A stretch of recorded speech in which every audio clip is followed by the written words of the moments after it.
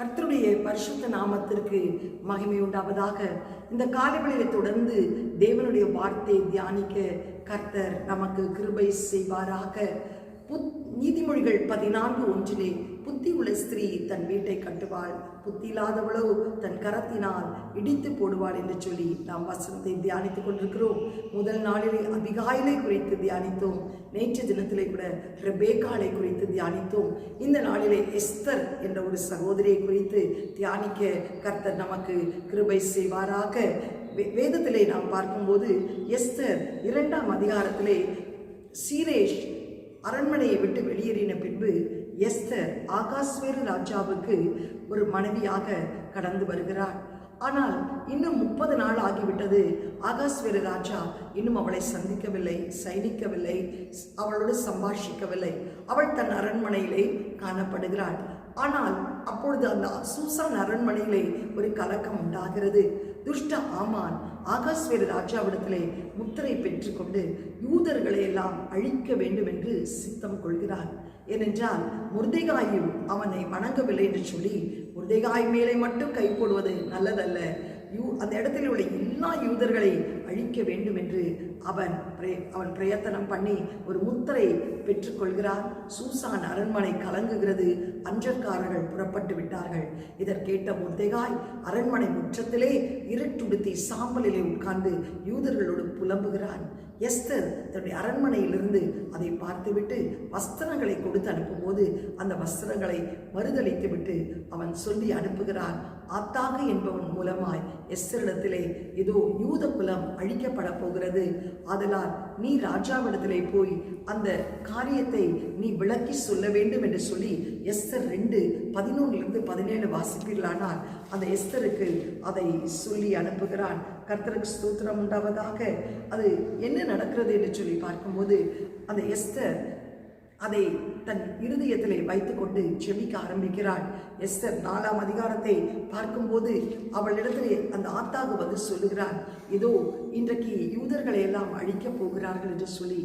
அப்பொழுது மொர்தெகாய் சொல்லி அனுப்புகிறான், இந்த ராஜ்ய மேன்மை உனக்கு ஒருவேளை அதற்காக கிடைத்திருக்கலாம், நம்முடைய ஜனங்களை காப்பாற்றுவதற்காக நீ போய் ராஜாவிடத்தில் முறையீடு என்று சொல்லும்போது எஸ்தர் சொல்லி அனுப்புகிறாள், இந்த சூசான் அரண்மனையிலே ஒரு தவறான சட்டம் இருக்கிறது.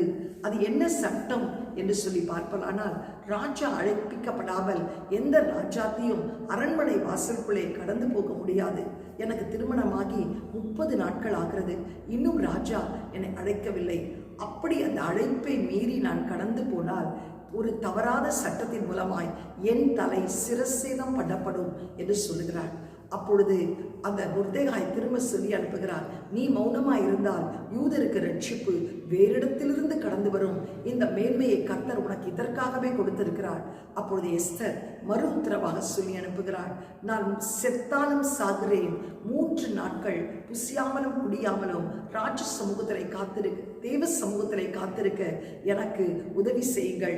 நானும் என் தாதிமார்களும் 3 நாட்கள் புசியாமலும் குடியாமலும் காத்திருப்போம். நீயும் உன் வேலைக்காரர்களும் நீ புசியாமல் குடியாமல் காத்திருங்கள். 3 நாட்கள் பின்பு நான் செத்தாலும் சாகிறேன், நான் ராஜ சமூகத்தில் கடந்து போகிறேன் என்று சொல்லி 3 நாட்கள் எஸ்தர் தன் தாதிமார்களோடு புசியாமல் குடியாமல் அவள் காத்திருக்கிறாள்.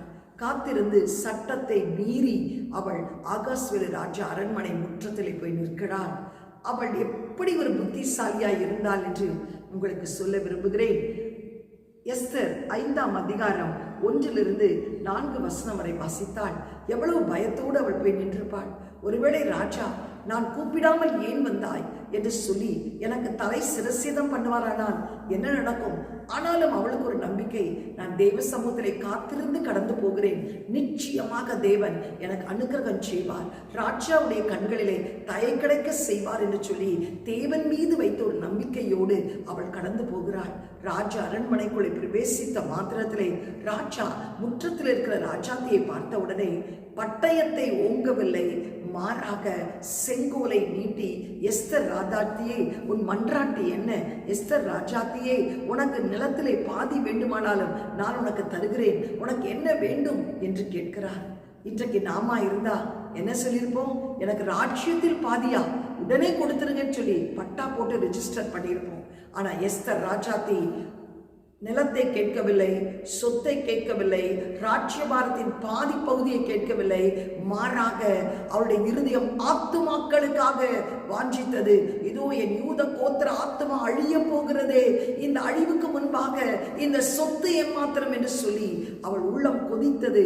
அவள் ராஜாவிடத்தில் சொல்லுகிறாள், எனக்கு ராஜ்யபாரமும் வேண்டாம், சொத்தும் வேண்டாம், மாறாக நான் உங்களுக்கு ஆயத்தம் பண்ணி வைத்திருக்க விருந்துக்கு நீங்கள் வர வேண்டும். அது மாத்திரமல்ல, உங்களோடு கூட இருக்கிற அந்த ஆமானையும் அழைத்து வர வேண்டும் என்று சொல்லுகிறார். இந்த ஞானம் அவளுக்கு எங்கிருந்து கிடைத்தது? தேவ சமூகத்தில் கிடைத்திருக்கிறது. எனக்கு அருமையானவர்களே, உன் குடும்ப சூழ்நிலை வேறு விதமாய் இருந்தாலும் இன்றைக்கு அந்த சூழ்நிலையை சமாளிக்க உன்னால் மாம்சத்திலே முடியாத ஒரு நிலைமையில நீ காணப்படுகிறாயா? தேவ சமூகத்திலே உபவாசித்து ஜெபம் பண்ணு. கர்த்தர் உனக்கு ஞானத்தை தருவார். அந்த குடும்பத்தில் உள்ள காரியங்களை எப்படி நடப்பிக்க வேண்டும், எப்படி உன் கணவனோடு பேச வேண்டும், எந்த சமயத்திலே பேச வேண்டும், எந்த நிலைமையிலே பேச வேண்டும், எந்த வார்த்தைகளை பேச வேண்டும் என்று சொல்லி கர்த்தர் உனக்கு கற்றுக் கொடுப்பார். இது யார் கற்றுக் கொடுத்தது? ராஜாவுக்கு விருந்து என்றால் மிகவும் பிடிக்கும். 127 தேசத்தில் உள்ள அதிபதிகளுக்கு 180 நாள் விருந்து வைத்திருக்கிறார். ஆதலால் அந்த விருந்து வைக்கிற அந்த காரியத்தை அவள் நினைவு கூர்ந்து, விருந்துக்கு வாருங்கள், ஆனால் கூடவே ஆமானை அழைத்து வாருங்கள். விருந்து பரிமாறப்படுகிறது. விருந்தை ருசித்து சாப்பிட்டு ராஜா கேட்கிறார், எஸ்தர் ராஜாத்தியே, உன் மன்றாட்டு என்ன, உன் வேண்டுதல் என்ன?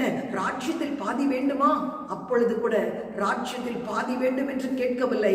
மாறாக அவள் சொல்லுகிறாள், இன்றைக்கு உங்களுடைய டேஸ்ட் எல்லாம் புரிஞ்சுக்கிட்டேன், நாளை தினத்திலே இன்னும் ஒரு படா காணா நல்ல ஒரு விருந்தை உங்களுக்கு ஆயத்த பண்ண போகிறேன், நீங்கள் கடந்து வாருங்கள் என்று சொல்கிறாள். 2ஆம் நாள் விருந்துக்கும் கடந்து போகிறார்கள். திரும்ப ராஜா கேட்கிறார், எஸ்தர் ராஜாத்தியே, உன் மன்றாட்டு என்ன, உன் வேண்டுதல் என்ன என்று சொல்லி கேட்கும் போது அவள் சொல்லுகிறாள், 3வது முறைதான் அவள் சொல்லுகிறாள், ராஜாவே, இதோ நான் யூத குலமாய் இருக்கிறேன், இந்த சட்டத்துக்கு நான் எப்படி தப்புவிப்பேன்? நான் அழகாய் ஒரு வசனத்தை நான் வாசித்து காட்ட விரும்புகிறேன்.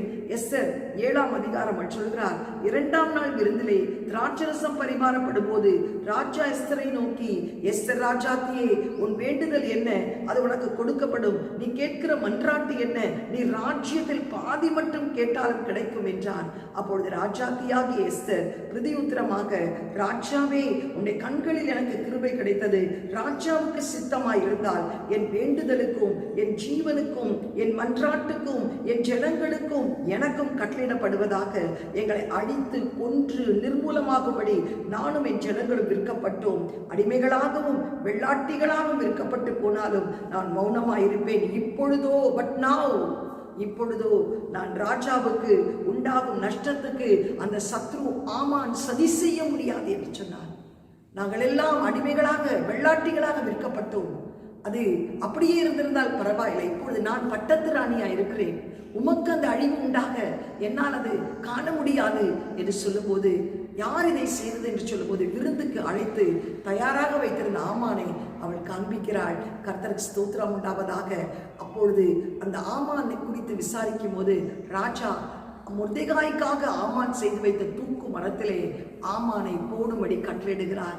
எனக்கு அருமையானவர்களே, அந்த புத்திசாலியாய் அவள் நடந்தது நிமித்தம் முதலே போய் ராஜாவிடத்தில் முறையிடவில்லை. இதோ நான் உன் பட்டத்து ராணியா இருக்கிறேனே, வஸ்தி இழந்து போயிருக்கிறீங்களே, இப்பொழுது என்னை இழக்கும்படி இந்த ஆமான் திட்டம் போட்டு இருக்கிறானே என்று சொல்லி அவள் அப்படியே படபடன் வெடிக்கவில்லை. பட்டாசை போல் அவள் மிகவும் கர்த்தருக்கு ஸ்தோத்திரம், மெதுவான பிரதியுத்தரம் உக்கிர கோபத்தையும் அடக்கும் என்று சொல்லப்படுகிறது. கர்த்தருக்கு ஸ்தோத்திரம் உண்டாவதாக. மிகவும் அழகாக அவள் தன்னுடைய பிரச்சனையை புருஷனுக்கு எடுத்துரைக்கிறதை நாம் பார்க்கிறோம். விருந்துக்கு கூப்பிட்டு தன் கணவனுடைய இருதயத்தை தன் பக்கமாய் திருப்பி பின்பு மிகவும் ஞானமாய் செயல்பட்டது நிமித்தம் ஆமான் தான் செய்த தூக்கு மரத்திலே தூக்கி போடப்பட்டார். ஆமானுடைய 10 குமாரர்கள் தூக்கி போடப்பட்டார்கள். ஆமானின் வீடு மொர்தெகாய்க்கு கிடைக்கப்பட்டது. முத்திரை மோதிரம் மொர்தெகாய்க்கு கொடுக்கப்பட்டது. எஸ்தர் விசேஷித்த விதத்திலே உயர்த்தப்பட்டாள். அது மாத்திரமல்ல, யூதர்களுக்குள்ளே இவ்விதமாய் ஒரு வெளிச்சமும் மகிழ்ச்சியும் களிப்பும் கனமும் உண்டாயிற்று, ஒரு சமாதானம் உண்டாயிற்று. கர்த்தருக்கு பயப்படுகிற பயம் தேசத்தை பற்றி எரிந்தது. எனக்கு அருமையானவர்களே, ஒரு ஸ்திரீயின் புத்திசாலியாய் நடந்த விதம், அது புத்திசாலியாய் நடக்க அவள் தேவ சமூகத்திலே காத்திருந்தாள், உபவாசித்தாள், ஜெபித்தாள். அதனால் தேவன் கண்களில் அனுக்கிரகம் பெற்றாள், தேவனுடைய ஆலோசனையை பெற்றாள், தேவன் கற்றுக் கொடுத்தபடியே விருந்துக்கு அழைத்தாள். 2ஆம் நாள் விருந்துக்கு அழைத்தாள். ராஜாவுடைய இருதயம் அவள் விருந்திலே மகிழ்ந்த போது அவள் தன்னுடைய பிரச்சனையை ராஜாவுக்கு மிக நேர்த்தியாய் சொன்னாள். முதலே ராஜ்யத்தை கேட்கவில்லை, ஆத்துமாக்களுக்காக அவள் பரிதவித்தாள். அந்த ஆத்துமாக்கள் கிடைக்க கர்த்தர் அவளுக்கு கிருபை செய்தார். எனக்கு அருமையானவர்களே, இந்த காலை வேளையிலே கூட நீங்கள் ஒரு எஸ்தரை போல் ஒரு புத்திசாலியாய் நீங்கள் நடக்கும்போது உங்கள் குடும்பத்தில் உள்ள எத்தனை அழிவுகள் கடந்து வந்தாலும் அதை மாற்ற தேவ ஆலோசனையை கர்த்தர் உங்களுக்கு தருவார்.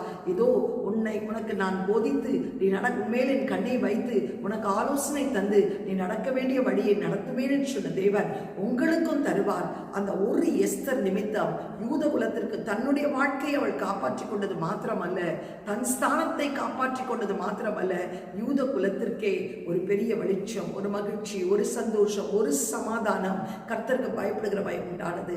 இன்றைக்கு உன் மூலமாய், உன்னுடைய ஜபத்தின் மூலமாய், உம்முடைய தியாகத்தின் மூலமாய், உம்முடைய உபவாசத்தின் மூலமாய் ஒரு குடும்பத்தில் உள்ள அழிவை நீ காப்பாற்ற கர்த்தரால் கூடும். இந்த காலைவெளியிலே கர்த்தரை நோக்கி ஜெபிக்கலாம். எங்களை அதிகமாய் நேசிக்கிற நல்ல தகப்பனே, இந்த காலைவெளியிலே அப்பா எஸ்தரை போல் ஆண்டவரே ஒரு புத்திசாலியான ஒரு ஸ்திரீயாய் நாங்கள் வாழ எங்களுக்கு உதவி செய்யும்.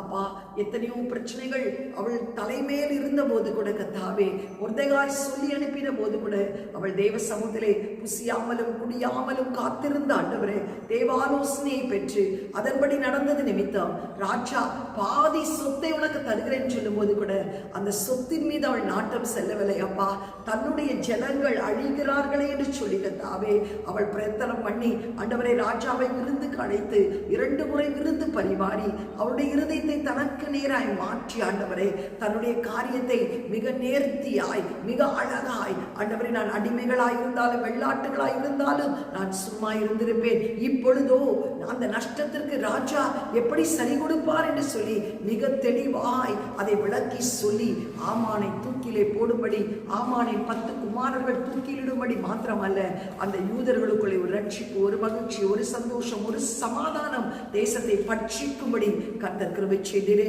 இன்றைக்கு வீட்டிலே இருள் காணப்படுகிறதா? ஒரு ஸ்திரீ நிமித்தம் ஆண்டவரே ஒரு பெரிய வெளிச்சம் உண்டாக, ஒரு பெரிய மகிழ்ச்சி உண்டாக, ஒரு பெரிய சந்தோஷம் உண்டாக, ஒரு பெரிய சமாதானம் உண்டாக ஆண்டவரே நீர் ஆசீர்வதிக்கும்படி ஜெபிக்கிறேன். தேவ கிருபை ஆளுகை செய்யட்டும் இயேசுவின் மூலம் நல்ல பிதாவே, ஆமென். God bless you. Have a blessed day.